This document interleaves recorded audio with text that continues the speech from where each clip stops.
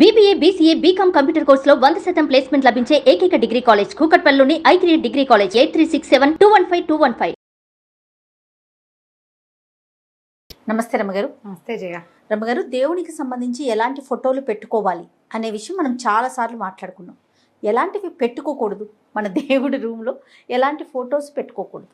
ఎవరి వాళ్ళ అవగాహనతో వాళ్ళు చేస్తారు కదా జయ. అవగాహనతో చేస్తారు, కానీ ఎందుకు అడుగుతారంటే రమ్మగారు, మీకు కొంత నాలెడ్జ్ ఉంటుంది, చిన్నప్పటి నుంచి మీరు చూస్తుంటారు, కొంతమంది ఫాలో అయ్యే వాళ్ళు ఉంటారు. రమ్మగారు చెప్పింది వేదవాక్కు, అలా కొంతమందికి ఉంటుంది నాలాగా.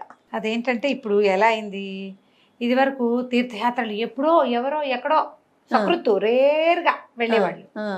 అక్కడి నుంచి ఏమైనా ఒకటి వచ్చేది మన దగ్గరికి.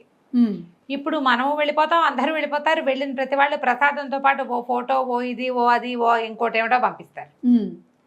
సాయిబాబా మన ఇంటికి వచ్చాడని పెడతాం, దుర్గాదేవి వచ్చిందని పెడతాం, అవును, కనకదుర్గ వస్తుంది పెట్టేస్తాం, ఇంకా ఆవిడెవరో వస్తుంది, ఈయనెవరో వస్తాడు, ఆ ఊరు ఈ ఊరు ఈ ఊరు. నేను మధుర మీనాక్షి, కాశీ విశాలాక్షి, కంచి కామాక్షి సమస్తమైన అక్షులు ఎక్కేస్తాయి. ఇవన్నీ పెట్టుకుంటాం. దేవతా మందిరం అంతా నిండిపోయి ఉంటుంది. అవును, ఒక్కొక్కళ్ళు ఎక్కడికి వెళ్ళినా ఇత్తడి విగ్రహాలకు అట్రాక్ట్ అయిపోతారు. అంత కిష్టుడు, ఇంత నరసింహుడు, ఇంత ఆంజనేయుడు, ఆ తర్వాత ఇంకా కుమారస్వామి, ఇలా కొనేసుకొచ్చేసుకుంటుంటారు. వీళ్ళకి ఇంట్రెస్ట్ అని వాళ్ళ చుట్టాలు కూడా వీళ్ళకి ఏదైనా ఎంత దేవుడి విగ్రహాలే గిఫ్ట్ చేస్తారు. అవును రమ్మ గారు కదా, నువ్వు ఆ బాధలో ఉన్నావు. ఎంత ఎవరు ఏ ఊరు వెళ్ళినా ఒక విగ్రహం, ఒక బొమ్మ, మీరు అన్నట్టు ఇంత కృష్ణుడు, ఇంత సాయిబాబా వచ్చేసింది. ఎక్కడ పెట్టుకుందాం, ప్లేస్ పెరగదు కదా. వీళ్ళందరినీ షోకేస్ లోకి ఎక్కించండి, నా మాట విని హాయ్ అనండి. షోకేస్ లో కూర్చున్న వాడిని హాయ్ అనొచ్చు, మనం దండం పెట్టాలి కదా. ఈ దేవతా మందిరంలో ఇంత ఫోటోలు, ఇంత ప్రతిమలు, అంత ఇవి ఇట్లా బోల్డ్ అని చేర్చి, మా విజయక్క ఇలాంటి వాళ్ళైతే ఒక్కొక్కరికి వేరు వేరు స్తోత్రాలు, వేరు వేరు నైవేద్యాలు. ఓ అరటిపండు, ఓ ఖర్జూరం, ఓ పట్టుకు బెల్లం, వాళ్ళకి బెల్లం, వినాయకుడికి అది, లక్ష్మీదేవికి ఇది శివుడికి అది, ఇట్లా బోల్డ్ అని రకాల నైవేద్యాలు రోజు. అమ్మో, ఎప్పుడైనా ఓ రోజు మొత్తం దేవతా మందిరంతో తుడుచుని పులికా పెట్టిన రోజున టంగులు దిగిపోతాయి. ఇవన్నీ తోమి, ఇవన్నీ కడిగి, అందరికీ బొట్లు పెట్టి, అందరికీ వస్త్రాలు, అందరికీ అలంకారాలు.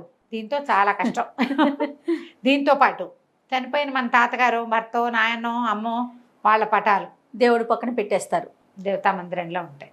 చనిపోయిన వాళ్ళ ఫోటోలు దేవుడి మందిరంలో పెట్టుకోకూడదు. వాళ్ళు దేవుళ్ళు అయిపోరు.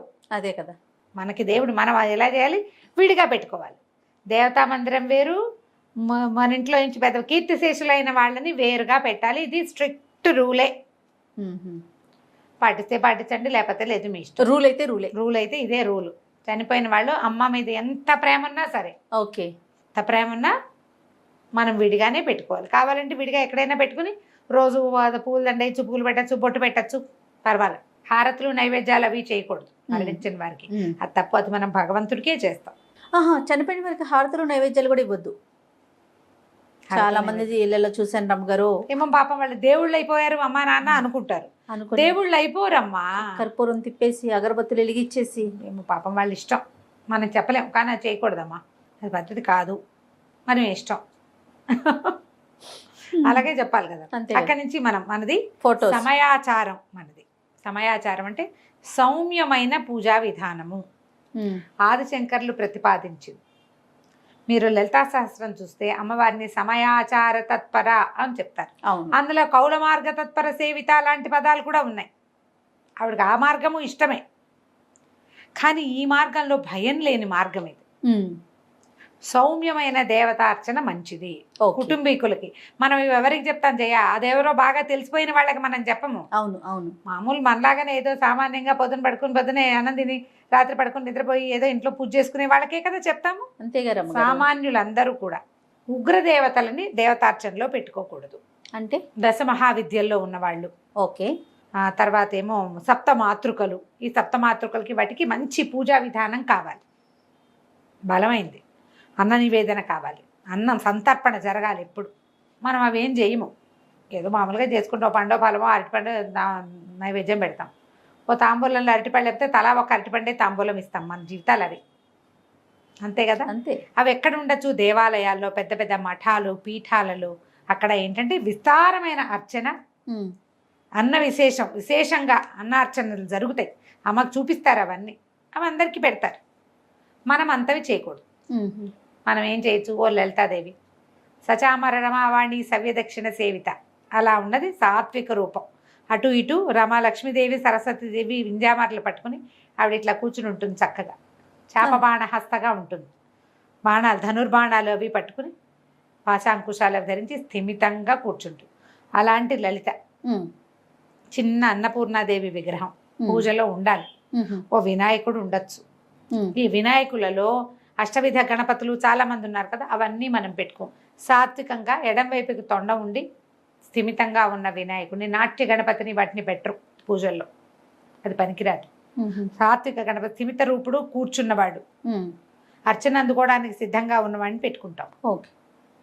తర్వాత ఇంకా లక్ష్మీదేవి కూర్చున్న లక్ష్మీదేవి ఆ పటాలు ఉంచుకోవచ్చు. కనకదుర్గమ్మని పెట్టుకోవచ్చా రమ్మగారు?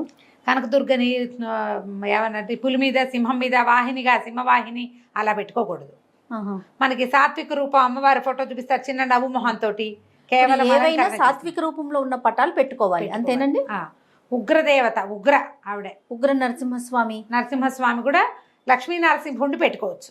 ఓహో, లక్ష్మీ నరసింహుడిని పటం పెట్టుకోవచ్చు. మనం యోగ నరసింహుడు మనకు ఆ రకమైన పూజా విధానం ఇంట్లో ఉంటే పట్టబంధంలో కూర్చుంటాడు ఉండాలి. ఇలా నరసింహస్వామి దుర్గా అలా పెట్టుకుంటే ఇంట్లో నియమంగా మనం పానకం అవి చెయ్యాలమ్మా నివేదన. పటాలతో ఏమవుతుందంటే మరి ఎందుకు పెట్టుకున్నట్టు నువ్వు? భక్తి కోసమే కదా, ఏదో అవ్వాలనే కదా పెట్టుకున్నావు. పటాలతో ఏముందండి, విగ్రహాలు అయితే చేయాలి, పటాలకు అక్కర్లేదు. అక్కర్లేనప్పుడు ఎందుకు పెట్టుకుంటాము? నువ్వు అదేదో ఉంటుందని కదా నువ్వు పెట్టుకున్నావు. అదేదో ఉంటుందన్నప్పుడు దానికి తగినట్టు చేయాలి. మరి చేయాలి, చేయలేనప్పుడు పెట్టుకోవద్దు. ఆంజనేయ స్వామి అండి, ఆంజనేయ స్వామిని కూడా పెట్టుకోవచ్చు చక్కగా. చక్కటి పంచముఖ ఆంజనేయుడు కాకుండా స్థిమితంగా ఉన్న ఆంజనేయ స్వామి మన ఇది ఉంటుంది కదా, ఏమంటారు, మన సంజీవని పర్వతాన్ని తెచ్చినవాడు, తోకరాయుడుగా ఉన్నవాడు, తోక ఇట్లా కనపడుతుంటుంది, అలా కూడా చేసుకోవచ్చు. దీంట్లో ఏంటంటే చాలా మంది పెద్దవాళ్ళ దగ్గర నేను విన్నాను జయ, నేను చెప్పే 5 వినాయకుడిని ఎక్కువ ఉంచకూడదని. మా దగ్గర 5 వినాయకులు ఉన్నారు, నేను ఎవరిని తీయలేను. ఆయన తీస్తే ఏంటో కష్టంగా ఉంటుంది నాకు. ఒకే పటం ఒకే దేవుడివి రకరకాల ప్రతిమలు అక్కర్లేదు. నేను విన్నాను రమ్మగారు, ఎక్కువ ఇవి అక్కర్లేదు. అనంతలక్ష్మి అమ్మ అనుకుంటాను ఒకసారి, ఒక ప్రతిమ ఒకటి చాలు. రకరకాల రూపాల్లో ఉన్నాయని పెట్టుకుంటే ఎక్కువ ఆక్యుపై చేసేస్తుంది. అర్చన కావాలి, నైవేద్యం కావాలి. అర్చన అక్కర్లేదంటే షోకేస్లోనే పెట్టుకోవచ్చు. నువ్వు పూజా మందిరాలు ఎందుకు పెట్టుకున్నట్టు? అంతే కదా. నేను నా సలహా అయితే ఏ ఫ్రెండ్స్ ఎవరు తెచ్చిచ్చిన ప్రతిమైనా ఎత్తి పూజ గదిలో పెట్టబోకండి. ఓ షోకేస్ ఒక ర్యాక్ దానికి వదిలిపెట్టేయండి, అన్నీ ఒకదాని వెనకాల ఒకటి పెట్టి పారేయండి అంతే. షోకేస్లో పెట్టుకోవచ్చు, దేవుడి దగ్గర పెట్టవద్దు. దేవుడి దగ్గర వద్దు. శాంత స్వరూపుడుగా ఉన్న హయగ్రీవ స్వామిని పెట్టుకోవచ్చు. హయగ్రీవుడు చాలా విద్యాప్రదాత, చాలా మంచిది. ఉత్తమ దైవాలలో హయగ్రీవుడు ఉన్నాడట. అజ్ఞానానందమైన దేవం నిర్మల స్ఫటికాకృతి ఆధారం సర్వ విద్యానయం హయగ్రీవం ఉపాసమ. ఆధారం సర్వ విద్యానం హయగ్రీవం ఉపాసమహి. చిన్న శ్లోకం పిల్లలకి నేర్పించండి, విద్య పెరుగుతుంది. శ్రీరామ పట్టాభిషేకం మనం ఉంచుకోదగిన ఫోటోల్లో శ్రీరామ పట్టాభిషేకం ఒకటి ఉంది. శివపార్వతుల్లో అండి, శివపార్వతులు శివ ఏమంటారు పరివారం.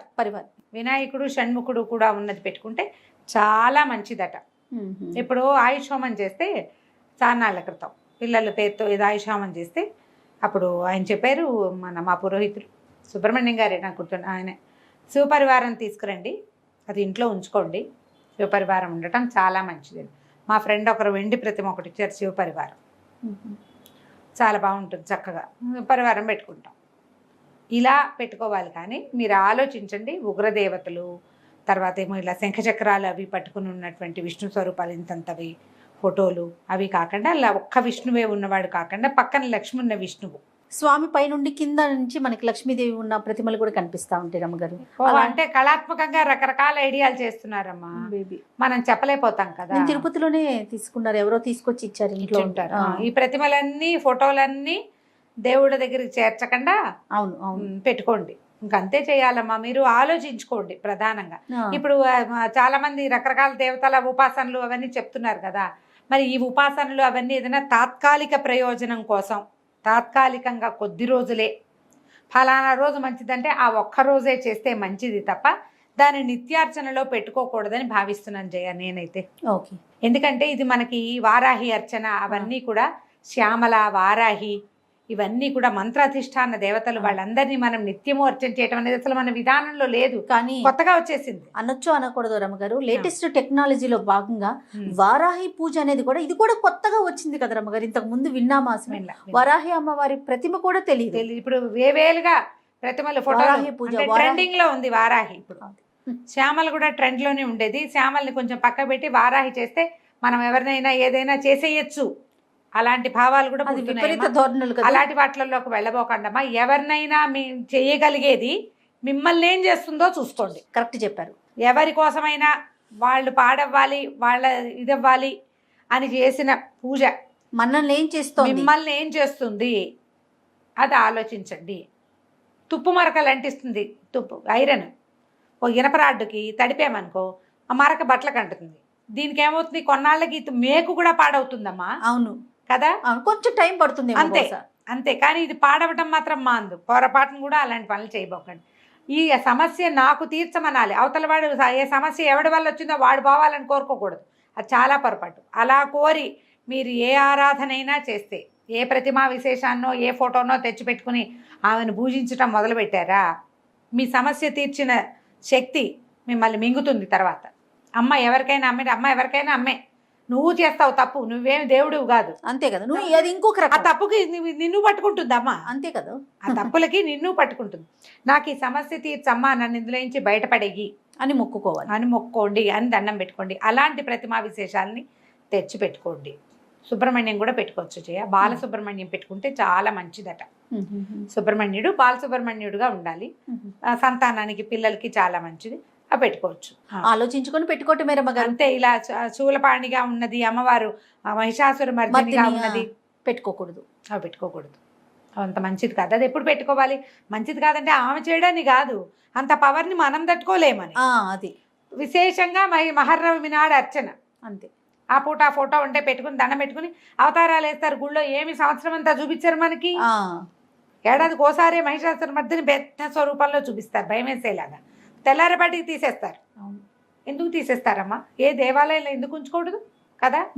మరి ఇప్పుడు చూడు, మనం ఆలంపూర్లోను అక్కడ అమ్మవారు జోగులాంబ ఆవిడ చాలా విపరీతమైన స్వరూపంతో ఉంటుంది. అదంతా మనకు చూపించరు, అలంకారం వేసేస్తారు చక్కగా.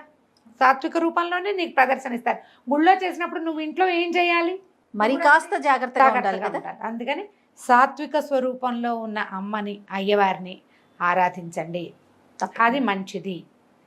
ఎక్కువ ఉగ్ర రూపంగా ఉన్నది మనం అక్కడికి వెళ్ళి దర్శనం చేసుకుని అక్కడ దండం పెట్టి అక్కడ వదిలిపెట్టేసాలి. ప్రత్యంగిర అవి ఫోటోలు పెట్టుకోకూడదు ఇంట్లో.